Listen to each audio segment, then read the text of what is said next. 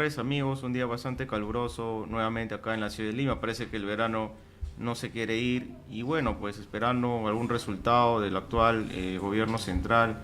Preocupa el hecho de que se haya elevado el impuesto selectivo al consumo de determinados productos, pero bueno, pues vamos a ver cómo empieza o cómo empieza a gestionar este gobierno que a la fecha hasta el momento no da signos de avances importantes, ¿no? Bueno, el día de hoy tenemos una entrevista bastante especial con el doctor David de la Torre, quien es abogado de unos estudios importantes acá en la ciudad de Lima, el estudio Casahierro. Y bueno, él es especialista en Derecho Administrativo, en Contratación Pública, en Asociaciones Pública-Privadas.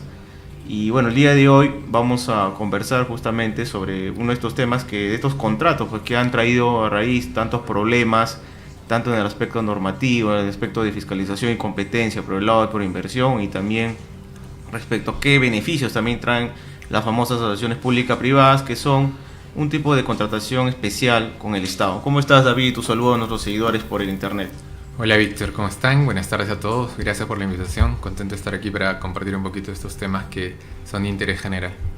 Bueno, David, el tema de la asociación pública-privada data más o menos, en general su antecedente que fueron las concesiones, básicamente surge pues en los tiempos de los 90, ¿no? Como concepto, digamos, como una forma para hacer infraestructura o para que el Estado pueda realizar infraestructura en asociación con un privado, ¿no? Tiene su antecedente en el CONITE, antes por inversión. Sabemos que, bueno, desde el punto de vista de la fiscalización siempre estuvo de lado, pero más allá del aspecto ya de lo que todo el mundo sabe y que está manoseado, como el caso de Lavajato, ¿cuál es el verdadero sentir de este tipo de régimen de contratación especial que se tiene con el Estado? Básicamente, respecto a qué es, digamos, una asociación pública-privada, hablan de que es un tipo de concesión de cuarta generación, ¿no? Si esto es un tema gringo, cómo estos calzan en el Perú, en Latinoamérica en general, ¿es cierto que se puede usar? ¿Cuáles son los beneficios? Porque mucho, mira, se habla de que es privatización, se habla de que estamos regalando, que somos entreguistas, etcétera. Pero ¿cuál es la verdadera dimensión de una asociación pública-privada? ¿Qué es? ¿Qué tipos hay de asociación pública-privada? ¿Y qué beneficios puede traernos, ¿no? Ok, la pregunta es interesante y es amplia y quiero ir por partes. La asociación público-privada en general debe entenderse de dos formas. La primera como un nombre genérico, un nombre general para cualquier interrelación que tenga el Estado con los privados. Eso puede entenderse como una asociación público-privada, como en una manera general. Para un punto ya más específico y legal, deberíamos partir antes en entender y conocer tal vez un poquito un concepto que nos sirve como premisa, que es el tema de las brechas de infraestructura. Estas brechas de infraestructura son, por decirlo de alguna manera, el déficit que tiene el Estado en poder garantizar todas las necesidades que tiene la población. Mientras más personas somos, el Estado necesita hacer más cosas para satisfacer todas estas necesidades, sean de salud, sean de agua, saneamiento, electricidad, hospitales, colegios, todo lo que la sociedad necesita para desarrollarse plenamente. Este déficit, llamado brecha infraestructura, según el AFIN, que es la Asociación de Fomento de Infraestructura Nacional, para el 2026 ha señalado que tenemos un déficit de inversión de 160.000 millones de dólares. ¿Okay? Como entenderán todos los que nos ven, los que nos ven la población en general, el Estado no tiene dinero para todo. ¿Okay? Entonces, el poco dinero que puede tener el Estado, porque claro, el 60% al menos del presupuesto anual del Estado se va en gasto corriente, que es pagar a todas las personas que trabajan en el Estado para que el Estado siga funcionando, y el otro 10% se va en deudas del propio Estado. Entonces no queda mucho margen para hacer las cosas que realmente necesitamos, y el Estado hace o debería priorizar este gasto en general, y como no puede atender todas las demandas, tiene que buscar de alguna manera de otro lado el dinero, que es esto de la inversión privada. ¿Okay? Y entonces allí, con este tema de la brecha de infraestructura, podemos ver el segundo punto de qué es en verdad un tema de asociación público-privada, ya visto como este contrato, ¿no? Que en el Perú está enmarcado dentro de una ley marco, que es el Decreto Legislativo 1224, que básicamente es el fomento de la inversión privada. Entonces, en general, los privados en este concepto, tienen dos maneras de invertir. O hacen sus negocios propios, sus negocios particulares como siempre lo hacen, o ven el Estado como una forma de invertir en el Estado. Entonces, de esta manera pueden invertir a través de proyectos que el propio Estado empieza a dar o proyectos que el privado propone. Y aquí habría un primer quiebre, porque como tú dices, y a veces está mal visto esto de que las asociaciones público-privadas significan privatizar, significan entregar todo, entregar nuestros recursos, como de alguna manera ha sido, y como bien lo mencionaste, la primera etapa de este tema de las asociaciones público-privadas en los 90, que fue la privatización o la venta de los activos que tenía el Perú a empresas particulares. Y tal vez ha quedado un poco la tara de esto, pero algo, y para desmitificar tal vez, y para no caer en lugares comunes que se hablan, pero que no son necesariamente ciertas, es saber que no todas las asociaciones público-privadas son concesiones, ¿okay? Hay diferentes formas de hacer asociaciones público-privadas. Están contratos de asociación en participación, contratos de gerenciamiento, joint ventures, subastas, entre muchas otras. La conocida en el Perú es la concesión, que tampoco tiene que ver con la privatización, que es la venta, sino la concesión es darle o hacer con el privado un proyecto o ceder un activo para que éste pueda o construir o rehabilitar o gestionar en favor del Estado estos bienes que tenemos, ¿no?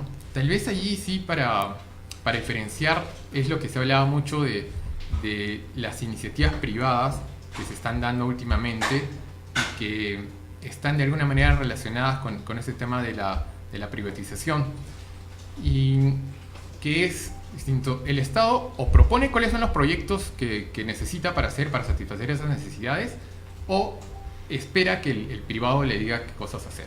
Entonces ahí este punto de quiebre nos llama a que las necesidades del Estado no necesariamente van a ser las mismas que las del privado. Obviamente, por poner un ejemplo simple, en una carretera, obviamente el Estado lo que quiere es que haya un medio de comunicación para conectar puntos, para el desarrollo normal del país.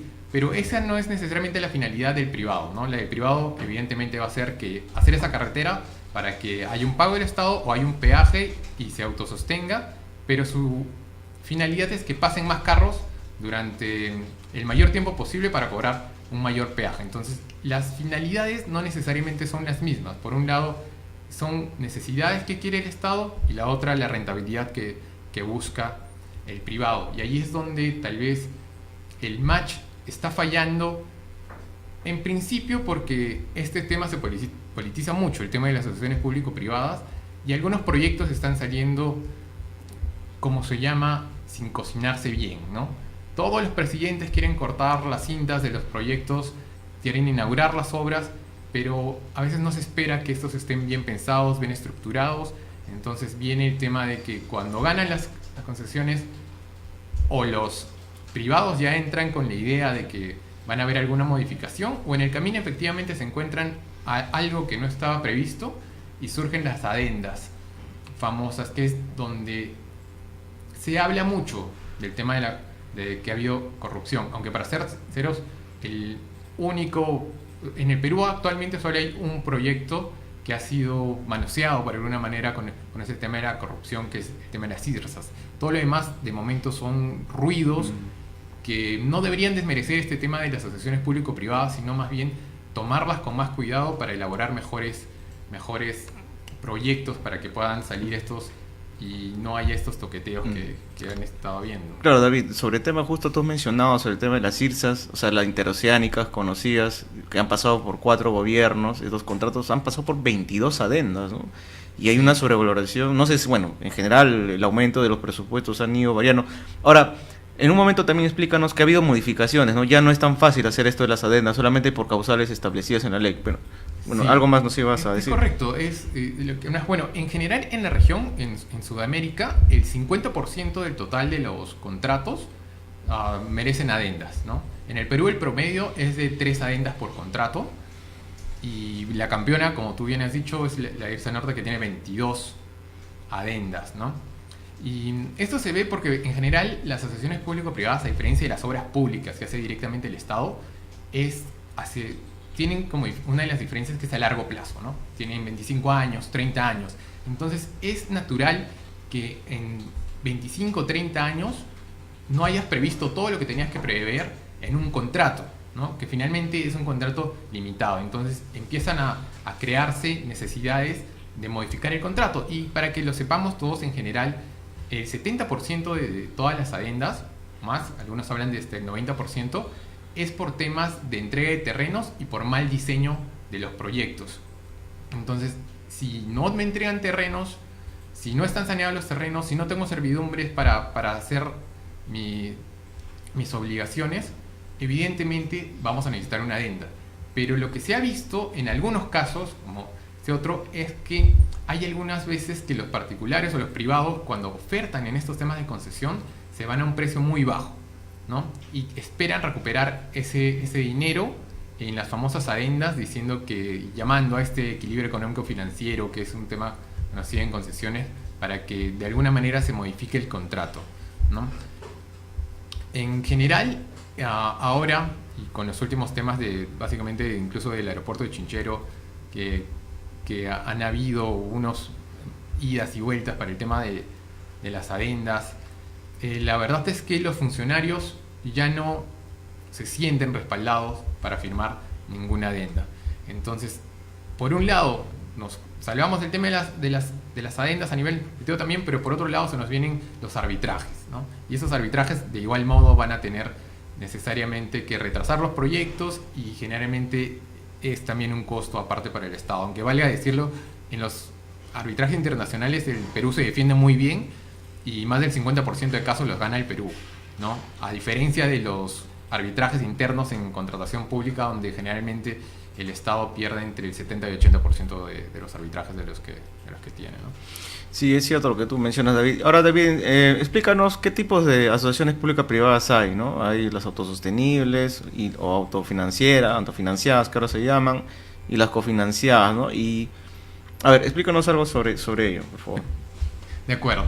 Las asociaciones público-privadas se pueden dividir en, como había mencionado, autofinanciadas o cofinanciadas. Autofinanciadas es cuando el propio proyecto, por su propia naturaleza, se va a mantener solo y básicamente no necesita dinero del Estado, ¿no? Generalmente estos proyectos son los que se abastecen de las tarifas y del propio servicio que se tiene, ¿no? Un ejemplo clásico es una carretera que tiene un peaje.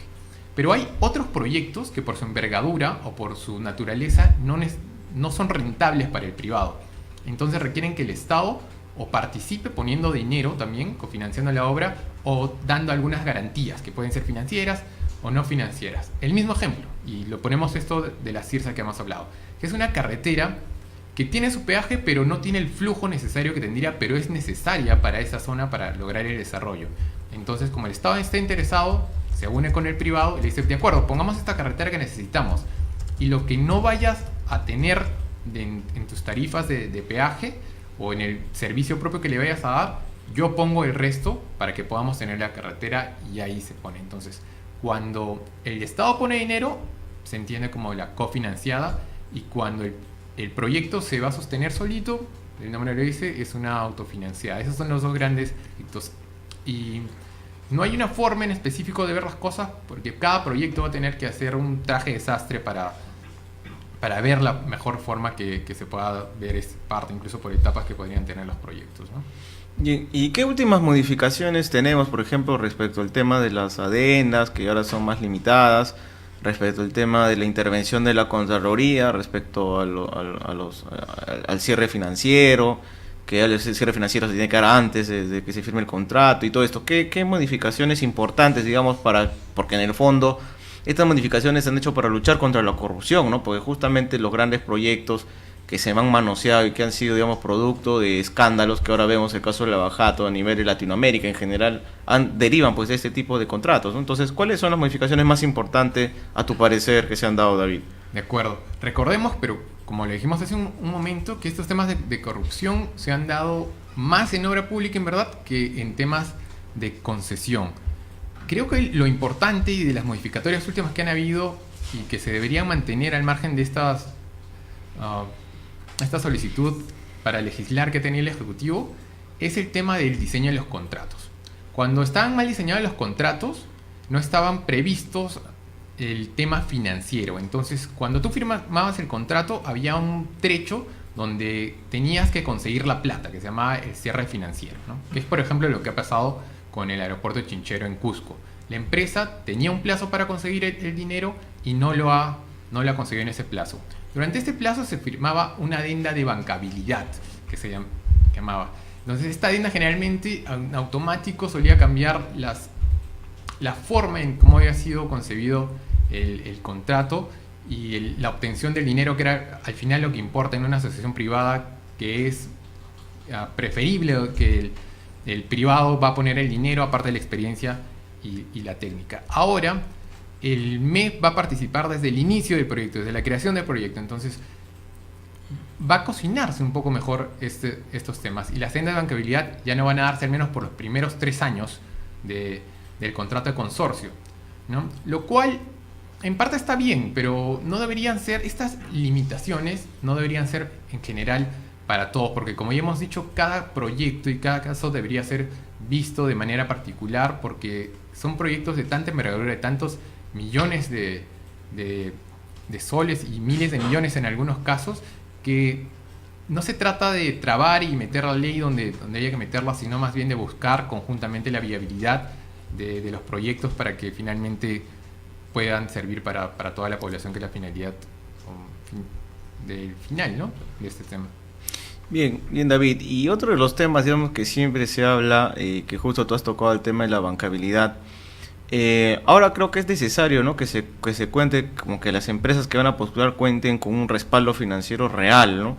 Porque, por ejemplo, una de las cosas que se observa, hablando del tema de Kunturhuasi, que justamente ese contrato se cayó porque se sospechaba, o porque, no sé, de alguna manera se llegó a corroborar, de que estas empresas no tenían el respaldo financiero. Incluso creo que una de ellas o dos de este consorcio eran empresas quebradas, ¿no? Y que no se sabe cómo llegaron a obtener la buena prueba. Tú decías hace un momento, o sea, licito, postulo al concurso, a la licitación con una oferta bajísima y le meto, digamos, hago el vainazo y en una adenda cambio toda la oferta inicial, que justamente lo que iba a pasar con este famoso contrato, ¿no? Iban a modificarse las condiciones iniciales respecto a lo que iba a invertir el Estado respecto al privado, ¿no? Entonces, ¿qué tiene que ver sobre todo el punto de vista económico? Porque al fin y al cabo es el Estado el que tiene que ganar y no beneficiarse tanto. O sea, obviamente ningún privado va a ir a perder, ¿no? Porque o sea, trabajar con el Estado no significa hacer beneficencia, ¿no? Es lógico que tiene que haber una rentabilidad, pero el problema viene cuando se cometen excesos, ¿no? Entonces, bajo esa visión, ¿cómo es esto ahora de la bancabilidad, del respaldo financiero que debe tener las empresas, ¿no? El tema económico es muy importante, porque en una asociación privada lo que se hace es distribuir riesgos, ¿okay? Y uno de los riesgos más importantes es el tema financiero, ¿no? Y en una asociación público-privada lo que se busca es que el privado sea el encargado de buscar ese financiamiento, ¿okay? Puede ser con garantías que dé el Estado o por sí solo, que en proyectos menores es lo ideal. Por ejemplo, en este tema de Chinchero, que es emblemático, es interesante, el precio máximo que podía costar el aeropuerto, o la construcción de todo el aeropuerto, era $450 millones. La empresa que gana ofrece 260, casi 258, 260 millones de dólares, a diferencia de las otras dos, que de los 450 ofertaron 411 millones y 370 millones.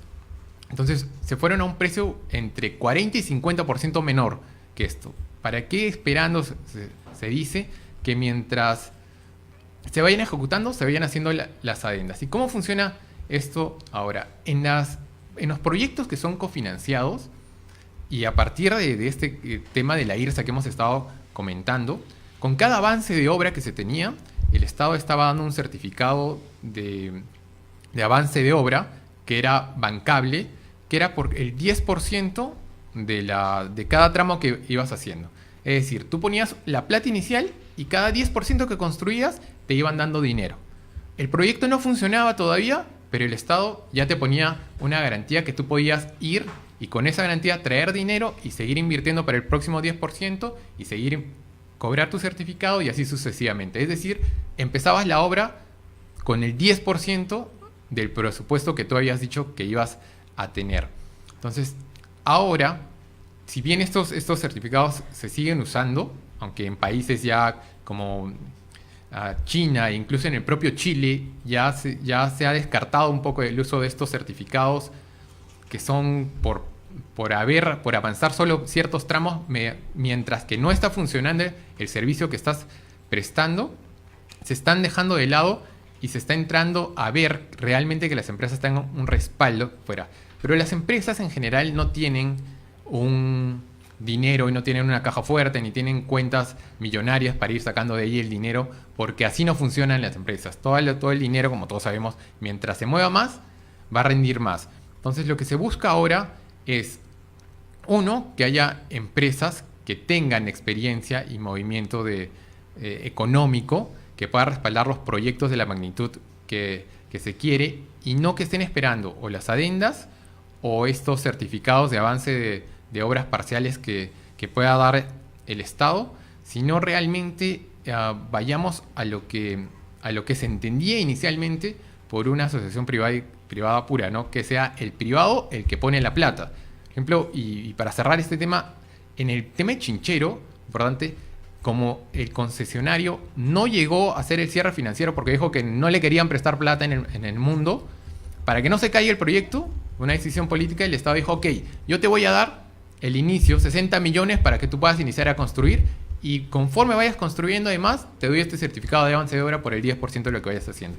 Es decir, en pocas palabras, se convirtió en una obra pública. Así funcionan las obras públicas en general. El Estado da dinero para que alguien más lo construya, a diferencia de una asociación público-privada donde debería ser el privado quien ponga la plata, ¿no? Bien, David, gracias por las aclaraciones que nos has dado, muy importantes, que nos hayas ilustrado sobre las asociaciones públicas-privadas, que en verdad es un campo mucho más amplio para seguir conversando. Y yo te agradezco por haber aceptado la invitación y bueno, siempre quedará pendiente algún otro tema más que tocaremos más adelante. Muchas gracias, David. Gracias a ti, a Víctor. De hecho, este es un tema que da, y es un tema apasionante y da para mucho más, y es importante que la población pueda conocer, sobre todo porque la población tiene que ser un actor importante para cuidar estos activos que tenemos como Estado y después no sentirse estafadas o robadas de alguna manera con estos temas de los proyectos de inversión. Bien, gracias David y será hasta un próximo viernes en un próximo programa. Gracias.